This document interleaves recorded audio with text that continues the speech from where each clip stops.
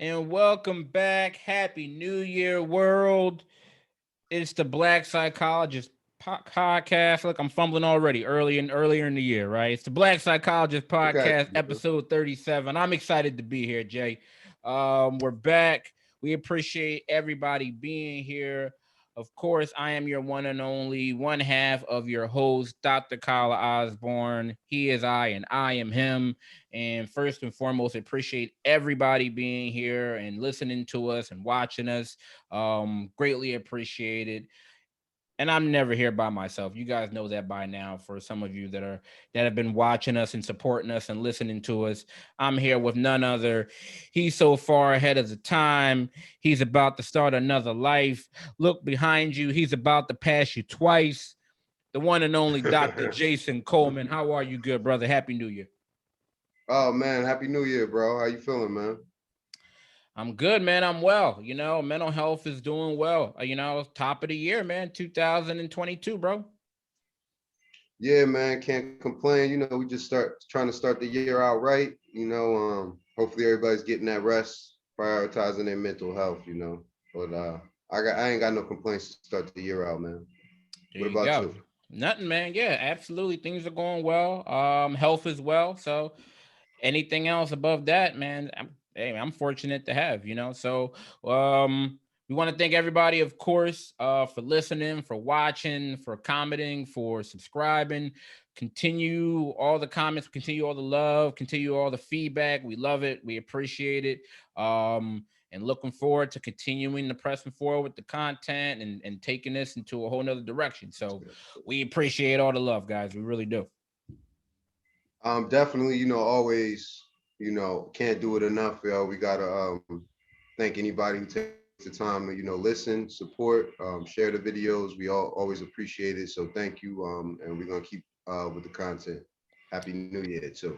Absolutely. All right, Jay. So let's get right into it, man. Because we're only 7 days into the new year, and then things are already popping off as far as in the world and culture. So let's get right to it. So, where do we begin with this topic? All right. You and I both are football fans, right? So the season is getting ready Absolutely. to wrap up. Playoff time is getting ready to happen. So, a lot of news and a lot of things have been going on in the NFL, unfortunately, outside of playoff talk, right? So, AB, man, Antonio Brown. And I'm gonna give he had a bit of an experience this past Sunday. All right. So for those that aren't aware of Antonio Brown, he's an NFL football player. Um, Top 10 probably NFL receivers. I think that's going to go down in the history of the league, all decade, all the accolades. I mean, he's a hell of a receiver and talent. All right. So he plays for the Buccaneers, or at least he used to play for the Tampa Bay Buccaneers. Yeah, And you used to. You used to. what took place this past Sunday, he was playing against the New York Jets, and he was on the field for only about 26 plays before he became upset on the sideline, and he took off his jersey, he took off his pads and his undershirt, and he threw his shirt and his gloves into the crowd. He threw his shoulder pads on the floor underneath the bench. Then he dashed across the end zone. He was doing jumping jacks and he was waving off into the crowd. And then he ran into the locker room. And so that was the last that we saw him, as far as the game is concerned. And then his coach, Bruce Arians, afterwards denied having any knowledge or what the issue was. And he said, no, he's gone. He said, he was very, specific and abrupt with his response when he asked about the issue. And he said, no, he's gone. He's it's a done issue. So, a lot was being made of it, right? A lot of people didn't know what took place or what contributed to it. And so Antonio Brown actually released a statement a couple of days later, and his this is his recollection of events. All right. He said, I took a seat on the sideline and my coach came up to me very upset and shouted, what's wrong with you? He said, what's wrong with you? And I told him it's my ankle. But he knew that. He said it was well documented about his ankle issues. Um, and he said, then he ordered me to get back on the field. I said, Coach, I can't. He didn't even call for medical attention. This is what Brown is saying. He said, instead, he shouted at me. He said, you're done. And he ran his finger across his throat. Coach was telling me if I didn't play hurt, then I was done with the Bucks. He said that what had happened to him had triggered him to leave the field. He said, I know we were losing to the Jets, and that was frustrating for all of us, but I could not make plays on that ankle. He said, yes, I walked off the field. He said, but there's a major difference between launching from the line and taking hits compared to jogging off the field with a rush of emotions going through your mind. He said, I reflected on my reaction, but there was a trigger, and the trigger was someone telling me that I was not allowed to feel pain. And he said, don't get it twisted. My brothers have been good for me, from Tom, talking about Tom Brady, to the practice squad. We were top level unit, and they have been good to me. They knew nothing about the talks with the coach last week. The team has handled this situation, and they let me down. More importantly, my teammates. That was Antonio Brown's response. Jay, what was your reaction to the way that went down, the way things have been unfolding? What's your takeaway, bro? Um, I don't. I mean, I wasn't necessarily surprised, right? And not saying Antonio Brown is a bad person. I'm just talking about based off the history of the behavior, right? Like what we've seen. And I'm just talking about, you can go to see what you've seen on his Instagram or TMZ or whatever, whether it's throwing furniture off the, I believe that was him throwing furniture, off The his moving apartment, company. Yeah, or the issues, the right, assault thing with the moving or I folks. think Yeah, it was maybe punching the moving guy, and then there yeah, was a dispute with his girl. The whole issue with the Steelers, the Raiders. So, listen, am I surprised? No, based off all of that behavior, right? So we got to talk about some of these issues separately, right?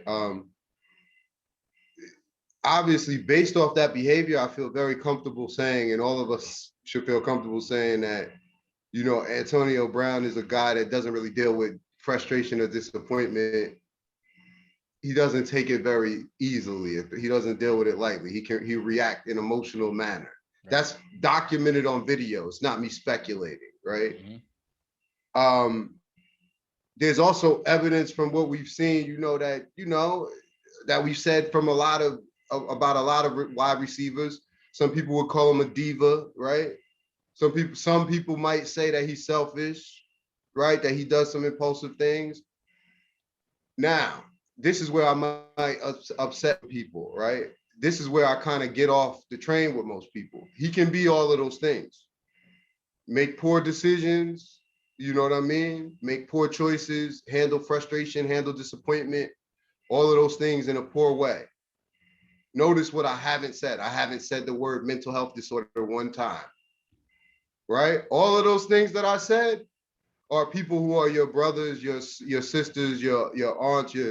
Now, I'm not saying that any way he handled anything was appropriate. We're not talking about appropriateness. But what I'm saying is, what I'm seeing in the media is people who aren't mental health professionals and some who are irresponsibly alleging that he has CTE, that he has bipolar disorder, right? That the hit by the Steelers player, after that, he was never right, right?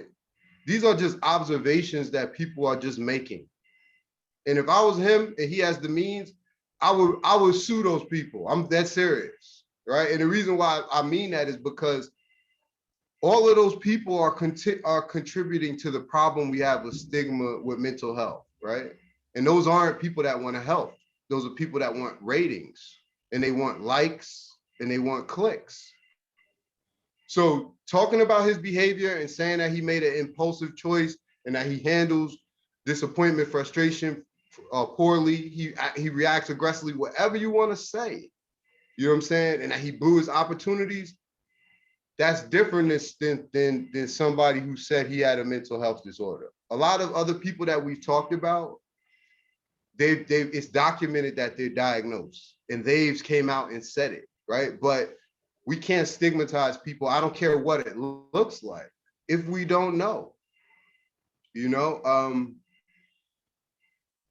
Again, because if we come out and find out that there's some other issue, some other factor, right, that is going on that day, that month, that year, influencing his behavior, then everybody's going to want to rewrite history, right? But you can if you already have put out there that somebody has CTE, you know.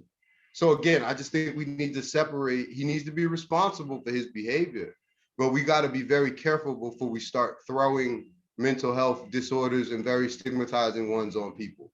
But what did you think? Yeah, I agree with you on that note in the sense of one, there's no way that you can actually throw out a diagnosis and say this is what's going on with him. Because one with CTE, you don't know if you can't diagnose CTE anyway until after the person unfortunately has passed away, right? When you're doing an examination of the Oh well, brain. don't So don't tell that. Don't tell that to social media. yeah, you're right. So that, and then he's never self-reported that he has any mental health issues. Nothing has come out as far as like his medical records or anything of that nature. So yeah, to do anything to say that he is or there's a mental health issue, absolutely irresponsible. Now, what's also irresponsible is since we've cleared that up, and that's we're not classifying him with a mental health issue or anything of that nature due to those same reasons that you just mentioned as far as it adds to stigma and other things of that nature is more his behavior. Right now, when I first saw this, because I texted you, right? My brother texted me about it because I was watching some of the games, and I hit you like, yo, Yeah, what's going on with this guy? Because right. and the thing is, his behavior was very bizarre, not completely surprising, but it was bizarre to say the less. To say the least. You see what I mean? In the sense of like, you don't typically see this type of behavior. You might see tantrums, you might see arguing on the sideline, right? We see that happen between coaching staff, players, whatever, right? So we've seen things of that Right. nature, but the manner in which whatever took place, and just the manner of his reaction, that was, it was like, oh, what's going on with him now, right? That was kind of my initial take, for the reason that, like you just mentioned, with some of his previous, actions, right? Because this is the same individual that last month or a couple months ago, was suspended because he had fake vaccination cards, right? So he had to serve a 3-game policy for that because he violated the NFL COVID policy. Yeah, And so now you're listen, like, man. and unfortunately with him, at least from what from what we've gotten or what we received from the media, is that like this guy he appears to be like the architect of his own circumstances, right? All of these other different issues and things that continue to place are things that he's done to himself, right? Due to his poor decision making. So what I saw was like, oh, this guy is definitely having some issues regulating his emotion, right? Now, if it comes to pass that like the issues with the ankle and all the other different things, if that comes out to be true, all right, then absolutely the league should look into it. But as far as like doing the jumping jacks in the end zone while the team is actually still in the field, right? The players are still going, and he's doing, he's throwing this stuff into the sidelines. I'm like, all right, so this guy again is having some issues, you know, regulating, his frustration and some of that behavior. You know what I mean?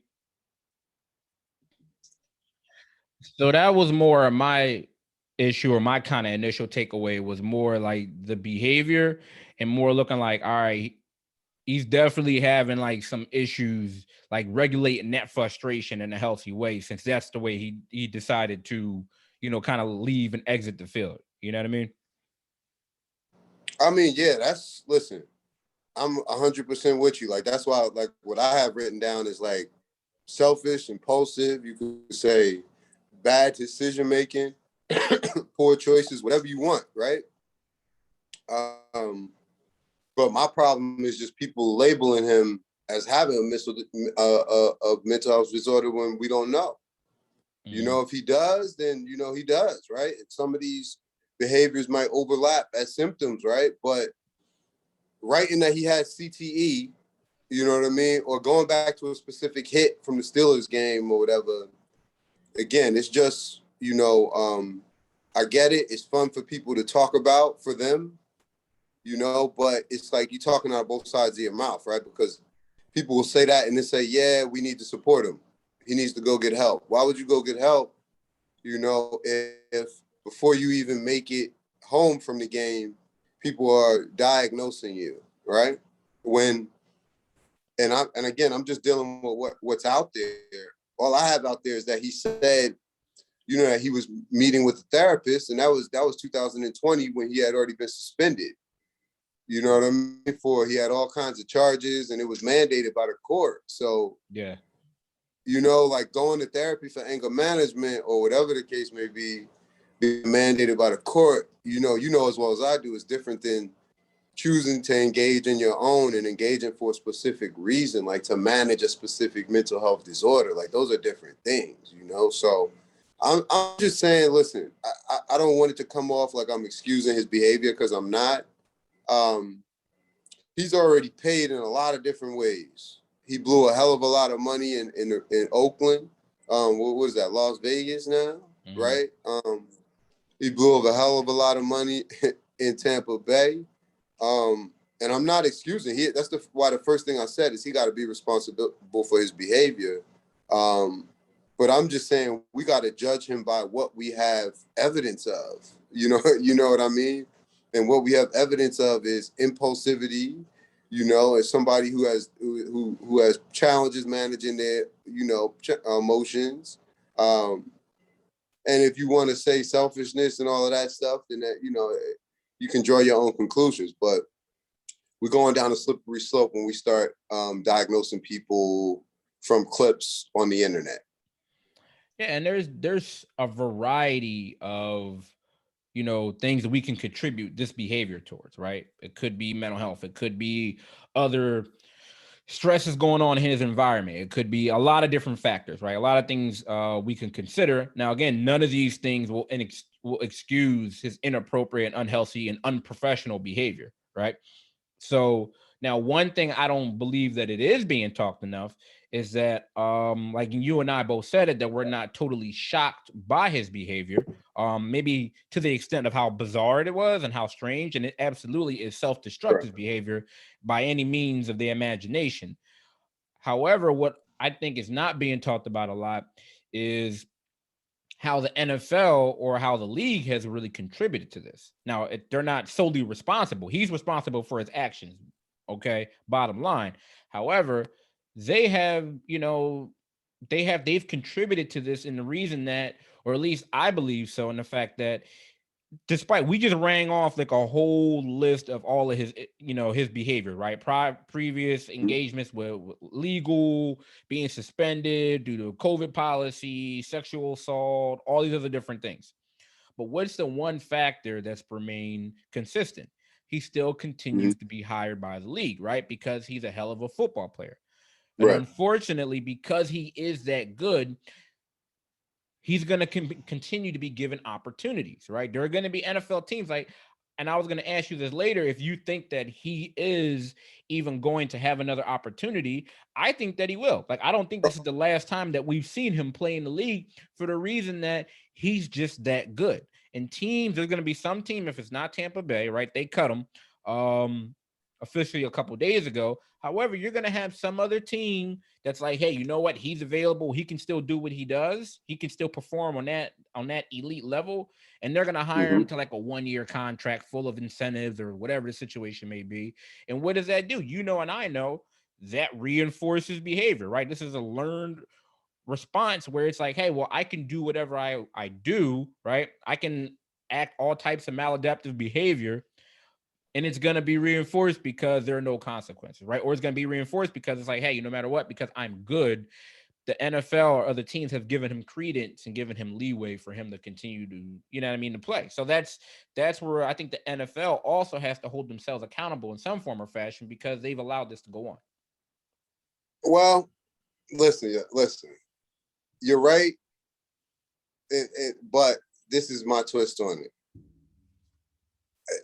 You got to, I'm not saying you don't understand, but my point is this. This will be my take on it.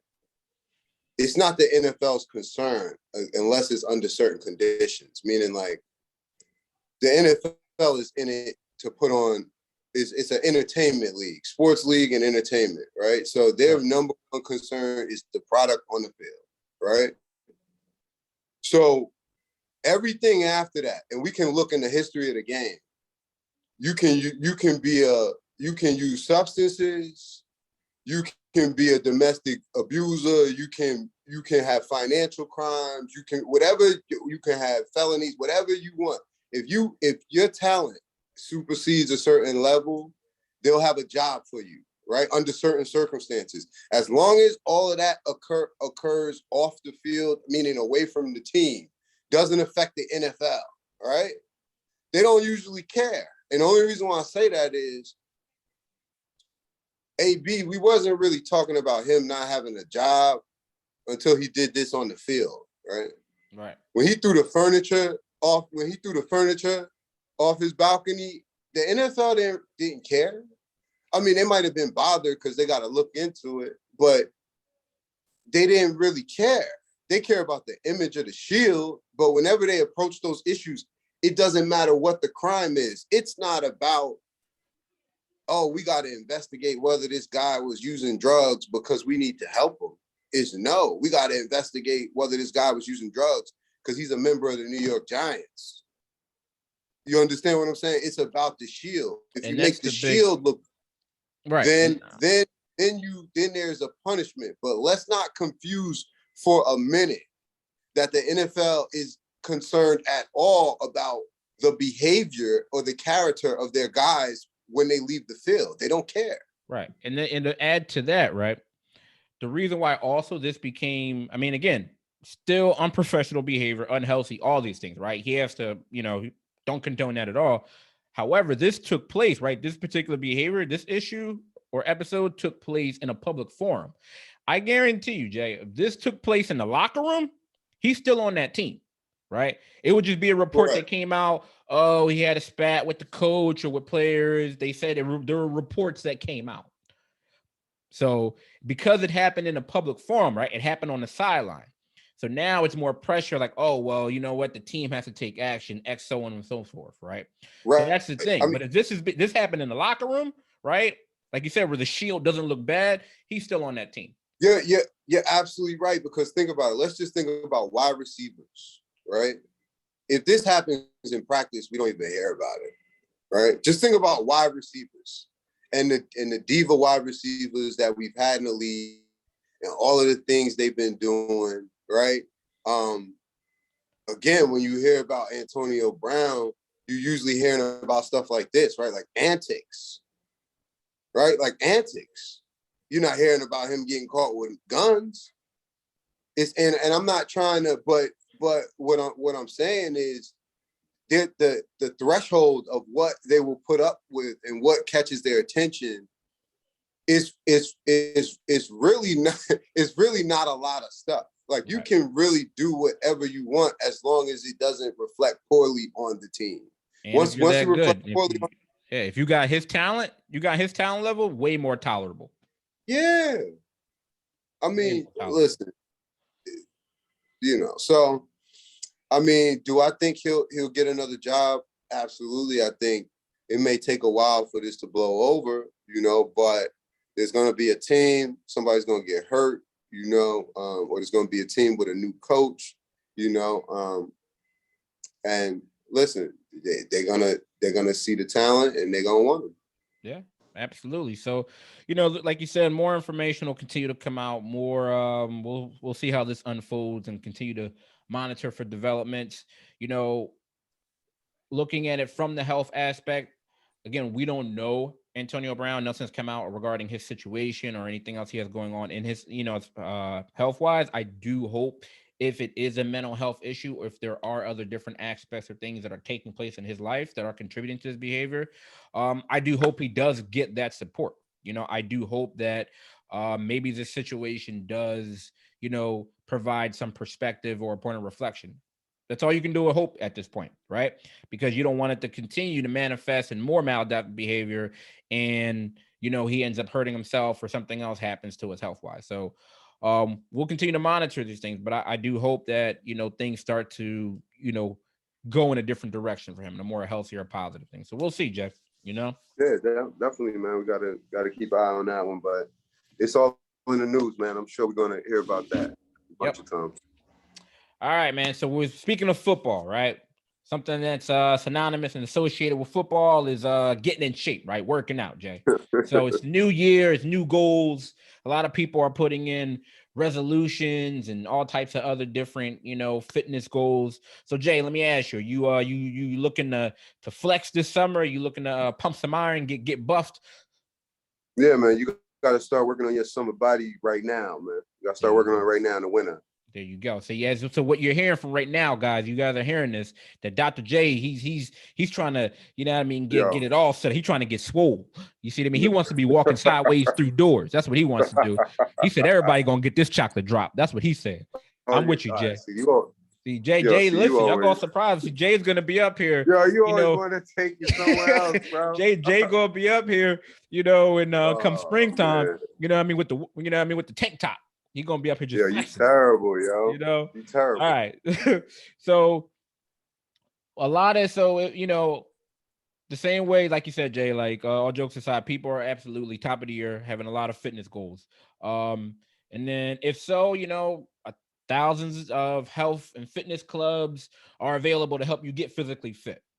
But if you're looking to flex and tone your mental muscle, right? Your mental health gyms aim to give you that emotional well-being workout. All right. So what's been happening, Jay, recently over the past year, is that outside of seeking treatment through a psychologist or through a therapist or through any other of those options, have been mental health gyms and mental fitness studios to help get your mind and emotional health in shape.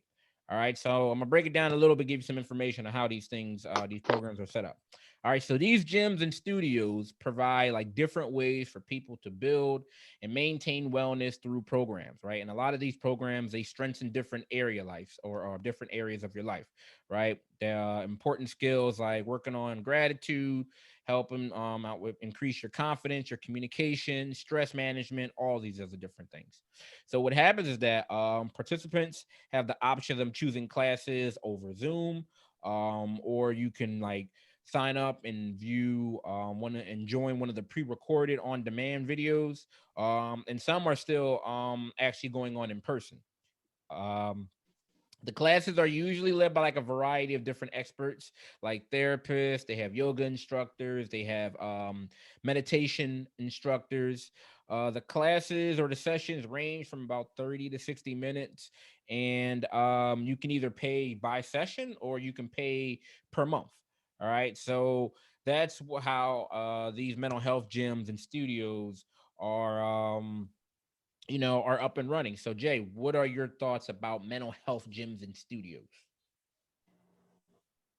I mean, listen, I think that it's a good idea. It's a good concept. I don't necessarily think it's new. I just think it's kind of like something that's being repackaged, right? We've always had like mass trainings and different things, but they've kind of been called trainings, and I mean mental health trainings or coping skills trainings, right? And they've probably been offered to certain groups of people, right? So what I think this might be doing is kind of like making access to the services a little bit, well, opening that up a little bit more, right? So I'm thinking about it more on like a community level, right?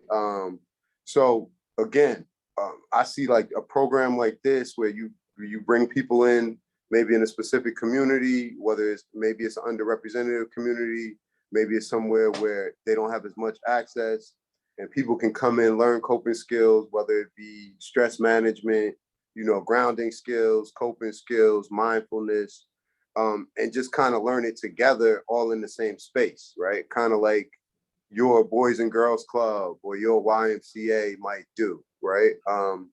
So you kind of see this replacing like this with like yoga and all of that, replacing your crafts classes from before, right? Or family game night or whatever the thing it may be. So I think it's a good idea. I think it's positive because it represents a culture shift, right? Like they were talking about 3 out of 4 Americans, believing that their mental health is just as important as their physical health now, right? So that's a big deal because listen, if you were alive in the 90s or the early 2000s, Especially if you're around healthcare, then there was a time when mental health was non-existent, or at the very least, a little brother in the room, right? And listen, in the hospital, the medical doctor is king, rightfully so. Right? That's their playing field, rightfully so. But mental health and psychology and therapists, like we have a solid foundation in place there now, and I think this is just an example of it, right? I don't know. What did you think just in general of the idea and then just of this article? I'm all the way in on this. I like this approach because this is like a proactive practice of just taking care of yourself, right? The same way like you would go running on a treadmill, right? That's something that you can do. You go someplace and you work on your health. So like going to these classes or these sessions, for me, I look at as it's like the equivalent of doing like an emotional push-up, right? Because there are Okay. certain ways in doing things of like what can you do when you go home to continue to work on your fitness, right? What can you do to continue to that can be resourceful or it could be supplemental. And Right. that was like the other aspect of it that I liked is that it's not meant to replace treatment, right? That can only be done as like as us as mental health care professionals or clinicians that we're trained to do, right? There are certain things that we're trained to do, but this is not meant to take the place of, right? It's not in competition of individual therapy, right? It's being viewed or it can work in tandem with. And so that's the aspect of it that I like that he talked about that in the article in the sense of like, okay, this endeavor can work well as like supplemental resources. So any addition to like, what you're working with your therapist or with your psychologist, and then you can get some additional, support, right? Whether you're going to a class, like you said, a meditation class, you're going to work with on communication skills. um I like that. Like I like any type of additional information or additional support or additional skills, like you were saying, is going to be beneficial to the person. So like you said, it's probably, like you said, it's been done years previously, but now again it's just being repackaged, which is good because this does, again, continue to like just normalize, the conversation. And I also think what's important, that people have to remind themselves is like, right, the time to build your coping skills is not when you're already in a crisis, right? Not when you're already stressed. It's not when you're already anxious. It's when you're fine, right? When you're okay, when you feel like your mood is fairly normal, that's when you should practice breathing, right? That's when you should practice mindfulness, right? That's when you should build up your healthy habits, right? Because it'll be easier to kind of jump into them when you are, you know, overwhelmed. No, you're right. And I just thought of something when you were talking that you said earlier is that the culture change, right? And I feel like this is good because when you go to the gym, it's a culture, right? When you go to the gym, or you go to a class, an aerobics class, or spinning sessions, or yoga, like there's a culture that goes along with that, right? Like you're I was among people like like-minded people, and so how's it's the like spin class? right. So it's just like you're around these people, and it's a culture that you're in. It's like a group. And I think this lends itself to changing, like you mentioned, like just the culture, like the way we even talk about therapy, right? Just kind of managing your mental health from something that like people seldom talk about or that's been hidden for so long to like you're discussing in everyday common practice, right? So when people ask you when you're at work, oh, what are you doing later on in the evening? Oh, I'm going to the gym, right? Like we have no problem saying, oh, I'm going to LA Fitness or I'm going to, Planet Fitness or such to hop on the treadmill, get a quick workout in. So imagine now we can start having conversations. Say, yeah, I'm going to the gym, right? I'm going to the mental health studio, right? I'm gonna go get my meditation on. I'm gonna, go learn these communication skills. Like I feel like that just kind of changes the conversation, and it normalizes it. And like you said, it's ushering in a culture of just okay, yeah, you're going to the gym not only for like your body, but you're going in for for your mental health, for your emotional fitness. Well, that's the thing. Like, it's been happening for a while now, right? Like, I probably talked about it before. Like, there's this movie called Room to Breathe, right? And it's a documentary that they did in elementary school where they came in with mindfulness trainers and was teaching the kids emotional regulation skills.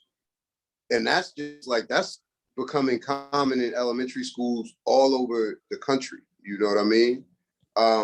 So a lot of parents, I'm not saying they're unaware that they're doing it in a sneaky way, right? But now the gym classes are starting to teach diaphragmatic breathing, right? And then obviously they're probably not going to call certain things like meditation, right? Because people will get anxious and defensive. But they're starting to teach them like ways to manage anxiety that involves like breathing and mindfulness techniques. And I mean, ask your kids, because they're starting to incorporate these techniques in the regular class periods, as well as like gym class and health and all of that. So it's coming, it's here already, it's just becoming a little bit more normalized, And that's cool. And the last thing I'll say that I appreciated when I was reading more about some of these some of the studios are that it's like a variety, right? There's something there for everyone. So right. You have like the flexibility where the type of classes you can choose or participate in. You can find, it's like you can go at your own pace, right? It's that commitment level. Like you can find something that works for your commitment level. You have to be forced to be like, oh, well, you got to start off with this number of sessions. You got to start off, you know what I mean? Because that can be overwhelming. That used to be overwhelming just going into a regular gym when you get a personal trainer and he's like, yeah, this is what we're going to start you off at. And we're going to, it can be overwhelming. Right. So you want people to be comfortable, especially as it pertains to, your mental health and your emotional well-being. So I like the fact that it kind of caters to everyone's mental health needs, and you can kind of go at your own pace. And you can do it individually, or you can join a class. So, like you said, it's here. They're becoming way, more and more, in everyday in other different areas throughout the US. So, yeah, I'm totally here for it. So, you know, we'll see, but definitely I'm liking it. Yeah, man. Keep an eye on that one. But like I said, I don't think it's going anywhere. I think that's going to get bigger. All right. So Jay, while you're pumping iron during the winter time, all right, I gotta ask you a personal question. Are you ready? All right. Right. Is the winter weather sabotaging your sex drive? If so, okay, you would not be alone. Were you going to answer there? I don't want to cut you off there. No. All right. No, Okay. no. No, I'm good. all right. Okay. All right. Okay, bro. All right. Listen, man, it's cuffing season. Cuffing season, brother. All right. So if you're not as fortunate as Dr. J, all right. Yo, It may seem like it's you would not be alone, right? If anybody is experiencing a lack of sex drive during the winter months, or that they've known or that they've recently become aware of, you're not alone. All right. And although it may seem like an unlikely pairing regarding seasonal affective disorder and sex drive, they are very much linked, but not in a good way. All right. So seasonal affective disorder, or as known as SAD, right? It affects 10 million people, 10 million Americans annually, and about 1 in 3 people in the UK. So for people that aren't aware of what seasonal affective disorder is, it's a mood disorder that's associated with changes in the season that usually takes place in the winter months, right? Usually you're experiencing these depressive episodes, and what comes along with these, the symptoms are loss of pleasure in your normal activities, irritability, difficulty concentrating, things of that nature. One of the lesser known symptoms is it impedes on your sexual activity. And most common is the exhaustion, okay, which is what affects the sex drive. So what also happens during this period when you're experiencing this symptom is that people tend to experience low levels of body confidence and difficulty climaxing with their partners. So again, this is not something that, when you hear about seasonal affective disorder, This is what's usually at the forefront, right? They don't talk about this when you see the commercials and when you see, the advertisements about it and the infomercials and things of that nature. However, we are here to give some information about how to cope and combat if this is something that you're experiencing. But reading this article before we get to that, Jay, what were your thoughts about it? I mean, I thought it was real interesting only because, like, when they talk about, like when you talk about seasonal affective disorder, they don't usually talk about this as one of as one of the acts of it, right? So I thought that was interesting. So the fact that it impacts 4 times as many women as men, I thought that was interesting as well. It made sense to me, right? That along with a lower body confidence, right? Like if that kind of made sense with the depressive symptoms, right? Because if somebody doesn't have any interest in sex, right, and they're kind of having difficulty concentrating, low mood, right, then you could kind of see them, their confidence in their body image. You see that kind of going along with it. I think what was most interesting to me about this is the impact that it can have on like interpersonal relationships, right? And that's kind of why it's important a lot of times that you provide people with like psychoeducation, right? Because I'm sure there could be people, right, where their partner might be experiencing some challenges associated with seasonal affective disorder, and it can impact your relationship, especially if you're not being sexually intimate, right? And your partner could interpret that as rejection, right? Right. Or it could just result, in conflicts or just difficulty communicating, or just increased distance, overall, right? So it may look like a minor thing on the surface. Well, not minor, but some people may say, well, it impacts your interest in sex, so what? It's only for one season. But when you start looking at the residual impact and kind of like the domino effect down the line, this can really have a drastic effect on somebody's relationship, in their most intimate relationship with their partner, right? So, Absolutely. I agree with everything. I agree with everything you said. All right. So one of the things that they said how to stop seasonal affective disorder from sabotaging your sex life. One thing was they recommended giving yourself a break, right? Practicing self-kindness and compassion with yourself, which I totally agree, especially in the aspect of one, having patience with yourself, right? Because if you're experiencing it is a mood disorder, right? This is a situation where one, you have to understand that this is going to take time, right? This is a real condition and this affects, like you said, 10 million people annually, right? And especially like you said, there was 3 out of 4 regarding that it affects women. So being patient with yourself as you're experiencing this and as you're learning how to cope is going to be very important. I think, like you said, the education piece is crucial, and also just normalizing it. Because when you educate yourself about the disorder itself, one of the main symptoms is a lack in pleasurable activities. And I think a lot of right. times that when you think about pleasurable activities, no one thinks on the surface. People are thinking like, oh, things out there I enjoy to do, like working out, going to the gym, listening to music, all these other different things. But Right. a pleasurable activity for a lot of us is sex. So it makes perfect sense, like you were saying, if you lost interest in pleasurable activities, sex is going to be one of them. So normalizing it and being patient and, like you said, educating yourself that this is something that comes along when you're experiencing this issue, I think in kind of practicing that self-kindness, compassion as you're working through it is going to be really crucial. So I'm on board with that 100%. Yeah, and I also thought it was interesting that they were talking about like using that sensate focus technique, only because I heard, that technique used with general like kind of disorders and challenges based around like disinterest and arousal in terms of sex, right?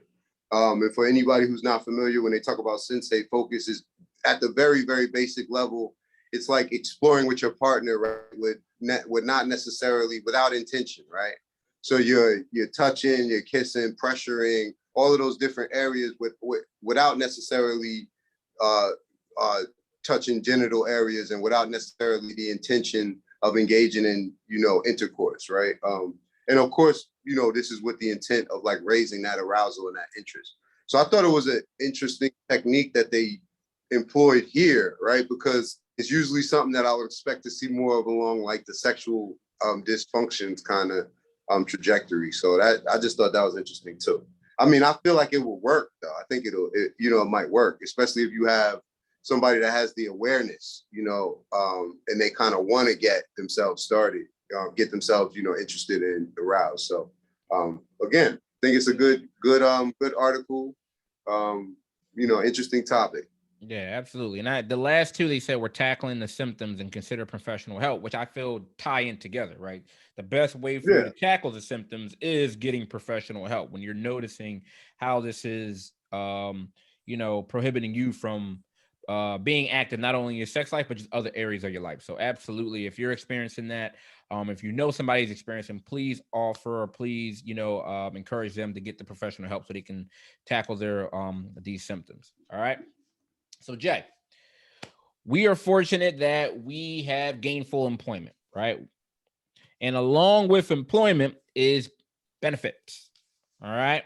Right. And as we have talked in the past, especially due to COVID, many therapists and psychologists and counselors have noticed an increase in people using their employee assistance program, or at least, calling and inquiring about therapy services. However, many people may not know, and this through this article, is that a lot of counselors and a lot of therapists and clinicians were making their clients, or were having these conversations, that they're aware that however, there are many people that may not know that they have these benefits through their employers, right? And the other issue that was coming up is that many people may purposely not use the benefits provided by their employer for their mental health benefit or for their mental health due to the persistent stigma. So what was your takeaway as you were reading through this article? I mean, listen, it kind of goes back to the first article. First I was thinking about like all the factors that are going on right now, right? So what I kind of wrote down was COVID-19, right? A decrease in available resources like therapists. We've been talking about that all year, right? Increase in overall stress. We've been talking about that. Depression, anxiety ticking up, all of these things. So all of these factors are there, right? To make people that, I don't think that's something that we really have to talk about in terms of establishing a base of that. I think a lot of people are in agreement when it comes to that. So I'm glad people are using the services, right? I think a lot of the things that have gone on over the last year are empowering people to use the services, right? Like I just read we might end up talking about this moving forward. I know we talked about it briefly. Chicago just okayed 5 mental health days for all of their kids, right? All right. All throughout the day, right?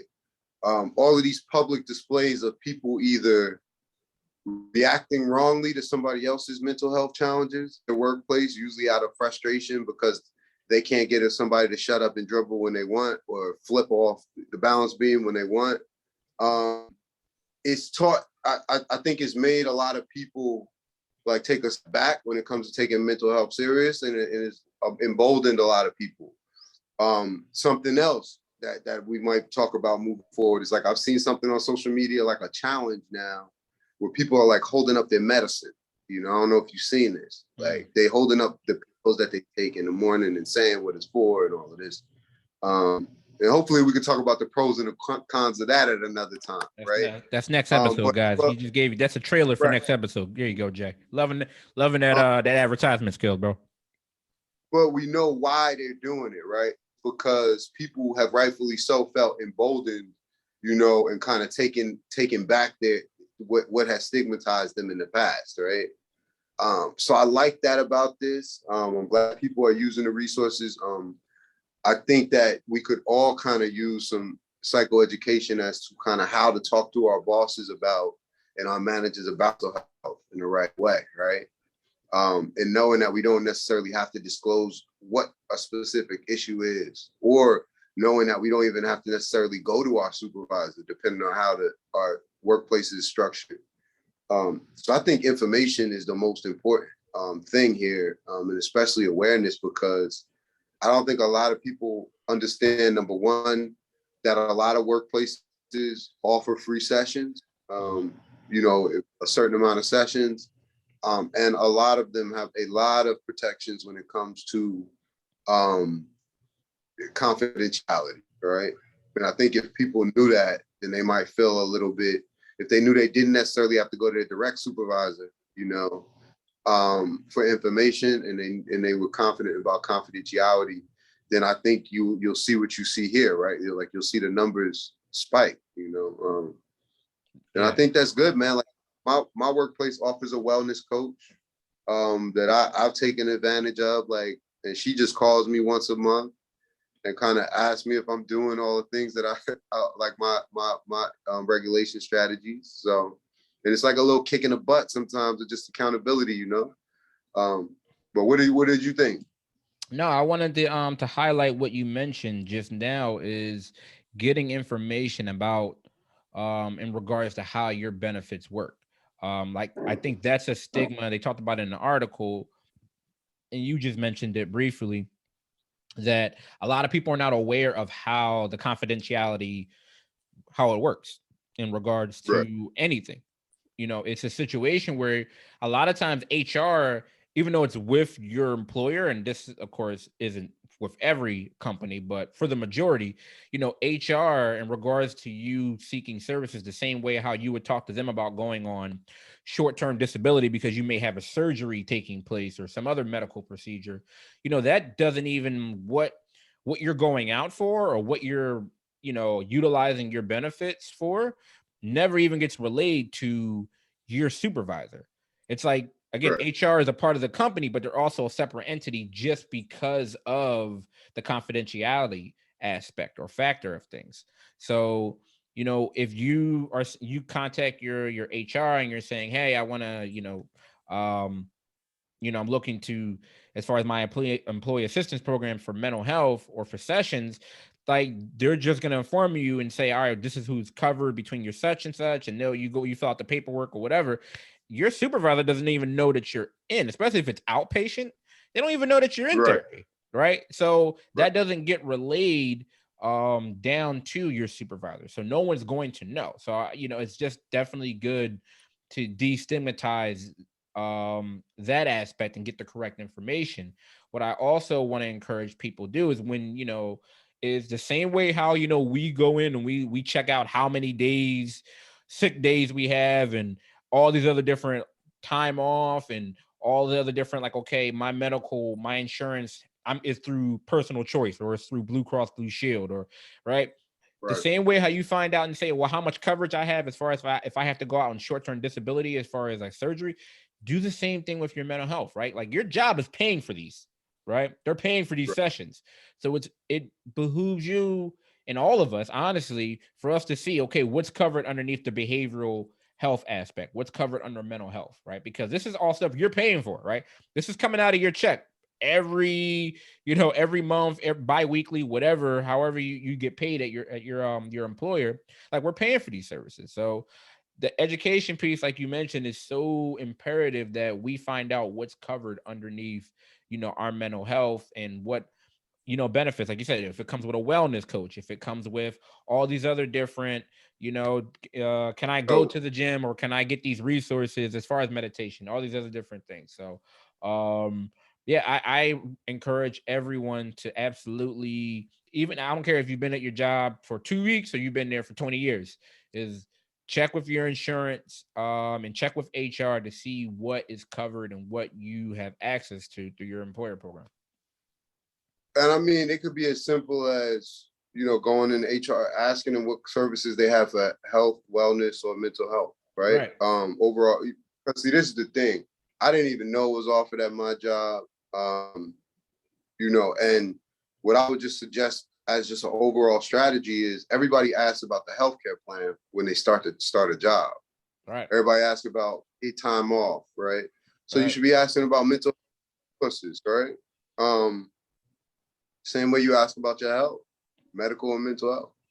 1000%, right? Like we were just talking, like there are some employers that offer discounts at gyms, right? There are some employers so asking those same questions, guys. This is where, like you said, that culture, we want it to shift where we start talking about our physical health and working on fitness in the physical aspect, the same way we're doing with our mental health. So yeah, it's I'm happy that people are utilizing their employers and the benefits, things that come along with to increase and maintain their mental health. So anything before we get out of here, Jay?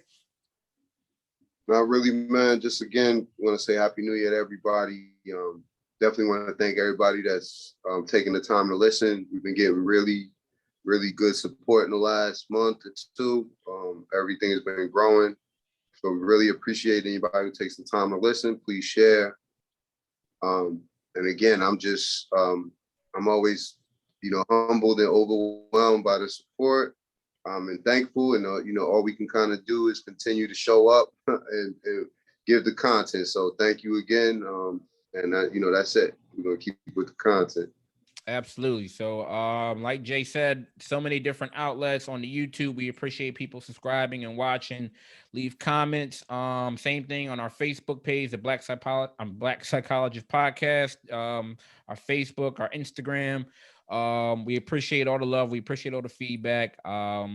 Yeah, we're going to continue to do what we do best, and we appreciate you guys engaging. So same thing, the email, leave comments if your topics or things that there were a couple people that said, hey, Dr. J, Kyle, did you guys see this, just about different articles? We appreciate that, point things out to us, even if we don't get back to you as quickly as we would like to. We absolutely appreciate the response and the feedback. So the Black Psychologist Podcast at gmail.com, YouTube, Facebook. We appreciate it, guys. So continue to listen in and tune in, and wishing everybody a happy new year, good mental health going throughout the year. Please stay safe. Please continue to stay healthy. As the numbers are continuing to spike, we want to make sure that everyone continues to remain healthy. All right, Jay. You continue getting pumped, man. You continue bench pressing and getting juiced up over there. All right, bro. Yeah, all right, bro. All right, man. All right. Later.